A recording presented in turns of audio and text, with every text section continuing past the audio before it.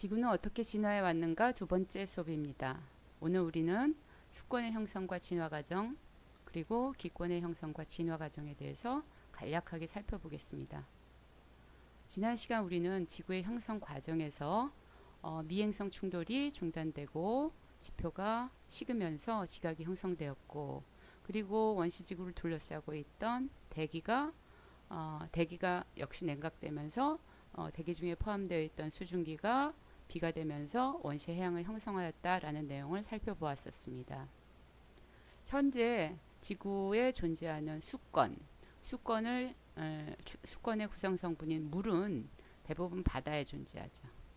그 중에서 수권 중에 육지에 존재하는 물은 전체 수권 물의 2.8%밖에 안 되고, 대부분은 육지의 빙하의 형태로 존재하고, 우리가 생활에 이용하고 있는 호수나 하천수의 물은 전체 수권의 0.03%밖에 되지 않습니다. 그런데 이제 이 수권의 대부분을 차지하는 그 해수 중에 물론 해수의 성분은 물이죠.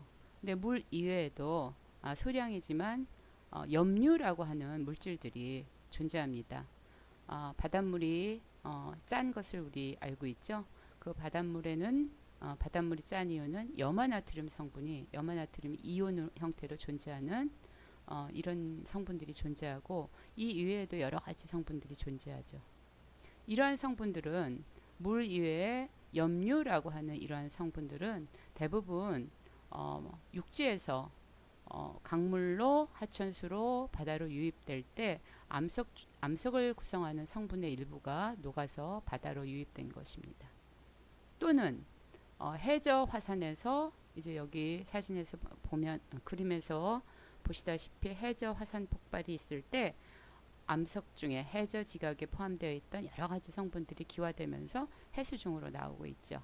이러한 성분들, 특히 이제 염화이온이 이러한 기원을 두고 있다고 이제 이야기를 합니다. 자, 알다시피 수권을 구성하는 이런 성분들, 물 이외의 성분들은 해수와 육수가 다릅니다.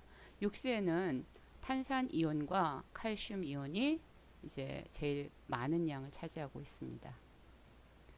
현재에도 이러한 염료들은 계속 바다로 유입되고 있죠.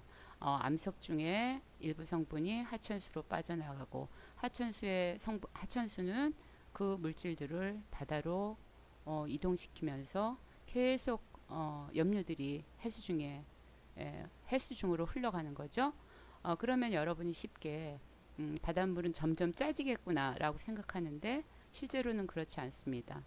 염류가 계속 해수 중에 추가되어도 해수 속에 들어있던 염료들은 생물체의 몸을 이루거나 뼈대를 이루거나 또는 이제 암석이 되어서 침전되고 그것이 단단해져 가지고 바위가 되기도 합니다. 이렇게 해수 중에 유입되는 것도 있지만 해수에서 빠져나가는 것도 있기 때문에 현재 해수 중에 우리가 그 염류들의 양은 일정한 상태, 평형 상태를 이루고 있어서 비교적 같은 일정한 양을 유지할 것이라고 보고 있습니다.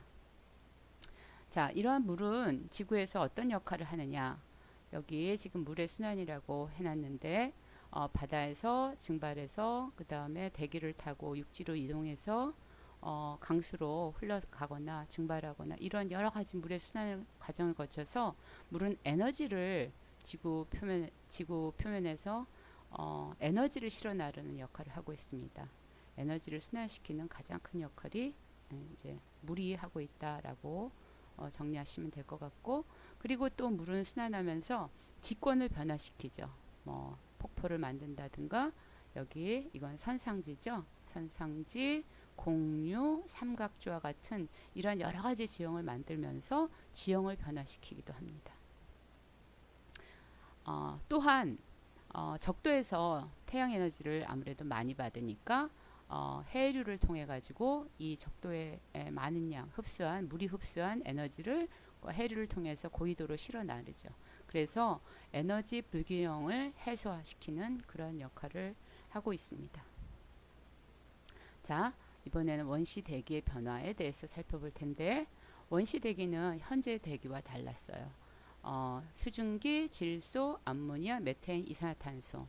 수증기는 이 중에서 원시 해양을 이루는 과정에서 대부분 제거되었고, 그리고 질소는 현재도 거의 초기에 있었던 그 질소의 양이 거의 그대로 유지되고 있습니다. 암모니아, 메테인 같은 것들은 이제 지구라는 행성에서 빠져나가기도 했고 분해되기도 해서 거의 이제 양이 거의 없고, 이산화탄소는 원시 대기에서 많은 양이 있었어요.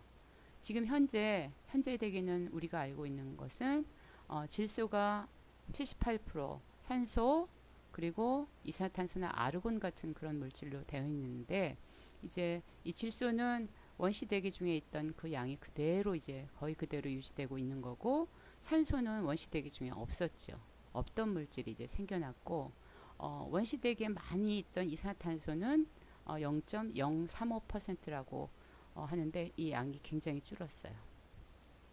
자, 지구가 형성되고 나서 현재까지 질소, 이산화탄소와 산소의 그 양의 변화를 살펴보면 질소는 거의 그대로 유지되고 있고, 이산화탄소는 굉장히 많은 양이 있었지만 현재는 아주 적은 양으로 줄었고, 산소는 없던 물체가 지구 역사 속에서 처음에는 산소가 없었는데 나중에 이제 생겨나게 된 거죠. 여기에 대해서 좀 살펴보겠습니다.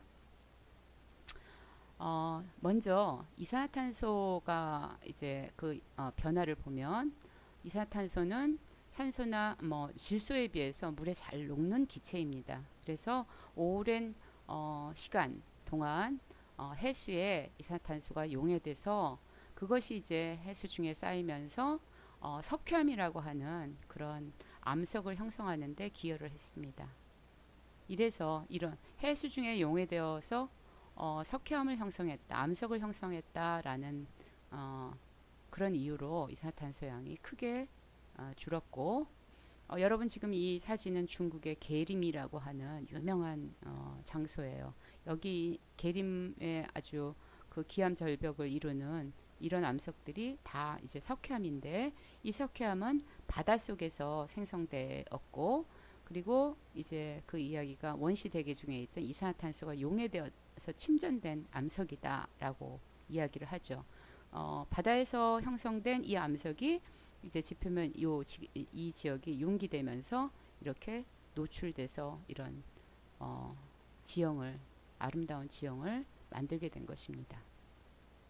다음은 산소의 생성에 대해서 이제 이야기를 해볼 텐데, 지금 대략 30억 년, 지금으로부터 30억 년, 40억 년 사이에 바다에서 남조류라고 하는 광합성을 할 수 있는 그런 식물이 태어났다라고 이제 합니다. 그래서 초기에는 이전에는 이산화탄소를 흡수해서 산소를 배출하는 그런 생물이 없다가 이 시기에 이제 이 남조류부터 광합성을 시작했어요. 그래서 이 남조류가 오랜 시간 동안에 이제 산소를 배출하면서 해수 중에 그 산소가 이제 많은 양 산소가 존재하게 되었습니다. 그러다가 이제 산소가 해수 중에서 더 이상 이제 포화 상태에 이루어서 용해되어 있을 수 없게 되었을 때, 지금으로부터 약 23억 년 전쯤 되겠네요. 그때 이제 처음으로 대기 중으로 배출되면서 이제 산소가 대기 중에 어떤 퍼센트를 차지하게 된 것이죠. 이 산소는 그러니까 바다에서 바다에서 서식했던 생물들의 광합성으로부터 생겨나서 그로부터 해수 중에 포화되었다가 이제 현재부터 23억 년 전쯤 그 무렵에 대기 중에 어떤 일부 성분이 되었다라고 정리하시면 될 것 같고, 산소가 대기 중에 많다 보니까 결국 이제 상공으로 이렇게 올라가서 지구 역사에서 아주 중요한 변화를 일으키죠. 현재로부터 약 4억 년 내지 5억 년 전쯤에 이 산소가 상공으로 올라가서 자외선에 의해서 이제 오존을 만들게 됩니다. 이제 오존이라는 것이 지구 역사에서 큰 변화를 일으키는 것이, 오존층은 우리가 알다시피 태양으로부터 오는 자외선을 흡수하기 때문에 이제 그 이전에는 육지에는 자외선이 워낙 강해서 생물들이 존재할 수가 없었고 이 바다에서만 생물들이 존재했는데 이제 자외선이 차단되면서 바다에서 육지로 생물들이 이제 올라올 수 있게 되었어요. 그 시기가 약 지금으로부터 4억 년 내지 5억 년 전쯤 되는 시기입니다. 자, 우리가 살펴볼 내용은 간단하게나마 다 살펴보았고 마지막으로 확인 문제 하나 풀어보겠습니다. 그림은 지구 형성으로부터 시간에 따른 주요 대기 성분의 분압 변화를 대기의 성분 비교라고 생각하면 될 텐데 분압 변화를 나타낸 것이다. 이 자료에 대한 설명으로 옳은 것은? 하고 물었습니다. 지금 첫 번째 현재 대기 중에 A와 C, A, B, C가 뭔지를 먼저 알아야 되겠네요. 원시 대기 중에서부터 현재까지 그 양에 거의 변화가 없었던 A는 질소이고 크게 변화한 것은 이산화탄소이고 그 다음에 없다가 생겨난 C는 이제 산소가 되겠죠. 이때 현재 대기 중에 질소와 산소의 비율은 1대1이다 라고 했는데 아니죠. 여기 지금 이 수치가 세로축의 이 수치가 같은 간격으로 늘어나는 것이 아니라 10배씩 늘어나는 이런 축이기 때문에 거의 비슷한 위치처럼 보이지만 실제로 그 수치를 이렇게 비교해 보면 약 4대1 정도의 비율에 해당합니다. 이산화탄소는 생물의 호흡에, C는 광합성에 이용된다. 이게 반대죠. B는 B가 광합성에 이용되는 거고 산소 C는 생물의 호흡에 이용된다 라고 하면 맞을 것 같으네요. 그 다음 세 번째, B가 감소한 이산화탄소가 감소한 주된 이유는 식물의 광합성이다.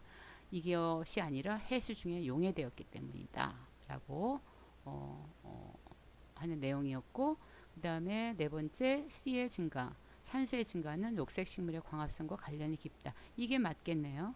그리고 마지막 5번, 육지에 생물이 출현한 시기는 약 25억 년 전이다. 아니었죠. 25억 년 전쯤에는 산소가 대기 중으로 처음 이제 방출된 것이고 육지에 생물이 출현한 시기는 산소가 방출된 후에 한참 뒤에 지금으로부터 약 4억 년 전, 5억 년 전쯤에 오존층이 생기고 나서부터 육지에 생물이 생겨났다라는 내용을 우리가 살펴보았습니다. 자, 오늘 수업은 이제 여기까지입니다. 다음 시간에는 생물권과 이 생물권 이외의 직권, 수권, 기권 등의 지구 구성 요소들이 서로 어떤 상호작용을 하고 있는지 살펴보기로 하겠습니다.